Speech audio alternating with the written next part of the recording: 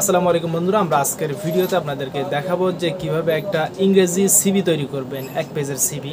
আমরা এর আগে একটা বাংলায় জীবন বৃত্তান্ত তৈরি করার ভিডিও দিয়েছিলাম। সেই ভিডিওর কমেন্ট বক্সে অনেকেই কমেন্ট করেছে যে কিভাবে ইংরেজিতে সিভি তৈরি করব, সেই বিষয়ে একটা ভিডিও দিবেন।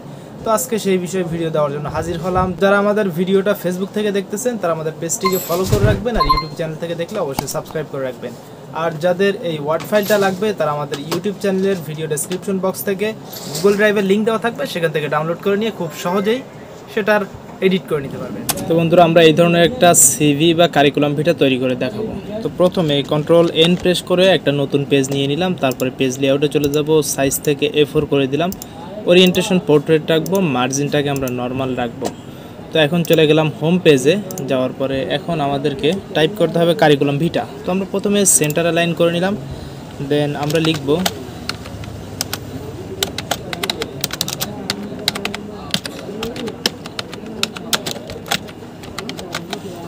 আমরা লিখলাম কারিকুলাম ভিটা। এখন লেখাটার সাইজটাকে একটু বাড়াতে হবে, আমরা এদিক থেকে বাড়িয়ে দিচ্ছি, একটু বোল্ড করে দিলাম।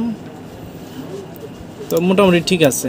এখন চলে যাবে একটু নিচে, দেন আমরা এটাকে লেফট অ্যালাইন করে নিব। দেওয়ার পরে ফন্ট সাইজটা আমরা রাখবো 16-তে। এখন এদিকে আমরা লিখব নেম।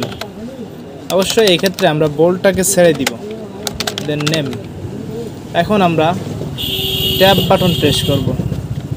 আমরা 3টা ট্যাব বাটন প্রেস করলাম, তারপরে কোলন দিলাম, এখানে লিখলাম আমি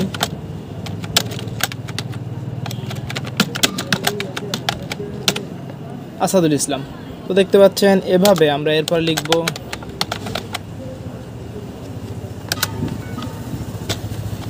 father's name. Tab button press করলে সমানভাবে জায়গাতে যাবে। তো আমরা এখানে লিখতেছি জামাল উদ্দিন।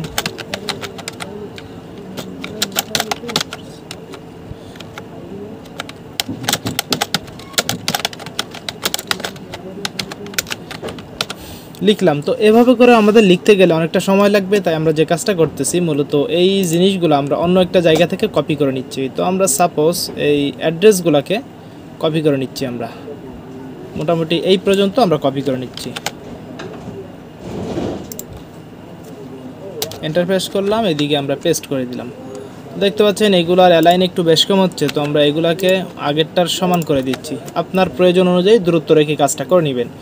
তো গেল। যাওয়ার পরে এখন আমাদের যে কাজটা করতে হবে এডুকেশনাল কোয়ালিফিকেশন। তো আমরা বক্স আকারে দিতে পারি। তো বক্স আকারে দেওয়ার জন্য চলে যাব নিচে, যাওয়ার পরে ইনসার্টে ক্লিক করব, এদিক থেকে টেবলে ক্লিক করব। তো আমরা সাপোজ 5টা বা 4টা কলাম নিলাম, দেন এদিক থেকে 2টা বা 3টা দিয়ে দিলাম। দেন আমি এখানে লিখব প্রথমে এক্সাম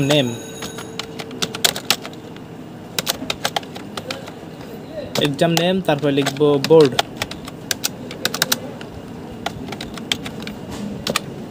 তারপরে এখানে আমরা লিখব পাসিং ইয়ার অথবা গ্রুপ, তারপরে লিখব পাসিং ইয়ার।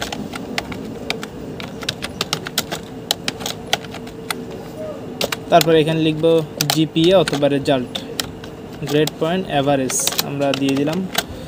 তো এই প্রত্যেকটা কলামকে প্রথমে আমরা এভাবে ধরে সিলেক্ট করব, হোমে ক্লিক করব, এদিক থেকে সেন্টার অ্যালাইন করে দিব। তো দেওয়ার পরে আমরা এক্সাম নেম সাপোজ আমি এখানে দিলাম HSC, অ্যান্ড নিচে দিলাম আমরা SSC। আমি বোর্ড দিলাম চিটাগং। আপনার যেটা আছে বোর্ড আপনি সেম বোর্ডটা এখানে দিয়ে দিবেন। এখন গ্রুপ আমি দিলাম বিজনেস স্টাডি।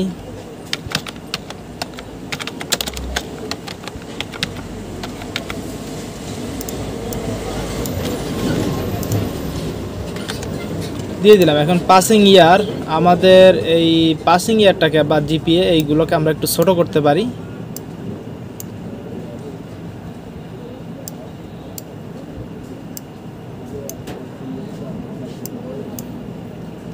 হ্যাঁ, তাহলে এক লাইনে চলে আসলো। এখন পাসিং ইয়ার আমি দিলাম 2020 এবং আমরা এটা দিলাম 2018। এদিকে জিপিএতে আমি দিলাম 4.50 এবং 4.80। তো যেভাবে আপনার দেওয়া উচিত আপনি ঠিক সেমভাবে দিয়ে নেবেন। দেন এখন আমাদেরকে যে কাজটা করতে হবে সেটা হচ্ছে নিচের দিকে আমাদেরকে ডেট দিতে হবে। তো আমরা এদিকে ডেট দিয়ে দিলাম।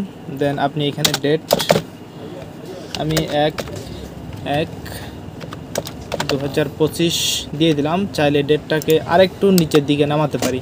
এখন যে কাজটা করব, ইনসার্টে যাওয়ার পরে এদিক থেকে টেক্সট বক্সে ক্লিক করব।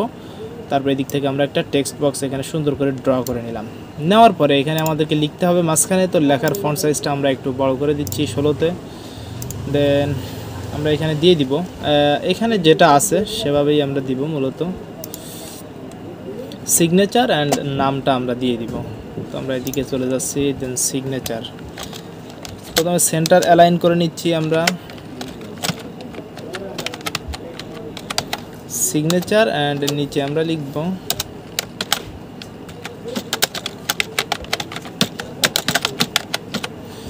এখন দেখেন এইদিকে ক্লিক করবেন, লাইনে ক্লিক করার পর ফরম্যাটে ক্লিক করবেন। এদিক থেকে ফিল এবং আউটলাইন দুইটাকেই নো করে দিবেন। তো দেখতে পাচ্ছেন সিগনেচার দেওয়ার একটা জায়গা কিন্তু আমাদের হয়ে গেল। আমরা চাইলে এটার যে মধ্যবর্তী স্পেস সেটাকে একটু বাড়িয়ে দিতে পারি এভাবে।